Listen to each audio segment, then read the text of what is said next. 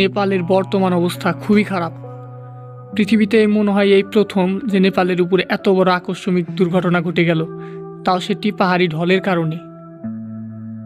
সুন্দর সবুজ দেশটি মুহূর্তেই বিভীষিকাময় নরকের রূপ নিল।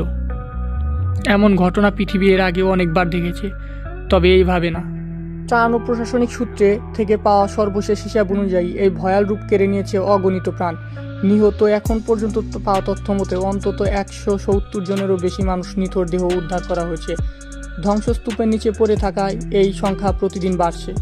নিখোঁজ এখনও 111 জনেরও বেশি মানুষ নিখোঁজ। নদীর পলি আর কাদার নিচে স্বজনদের খোঁজ, খালি হাতে মাটি ঘুরছেন বেঁচে থাকা মানুষগুলো। আহত ও গৃহহীন হাজার হাজার মানুষ আশ্রয়হীন হয়ে খোলা আকাশের নিচে দিন দিন কাটাচ্ছেন, যাদের অন্তত শতাধিক গুরুতর আহত।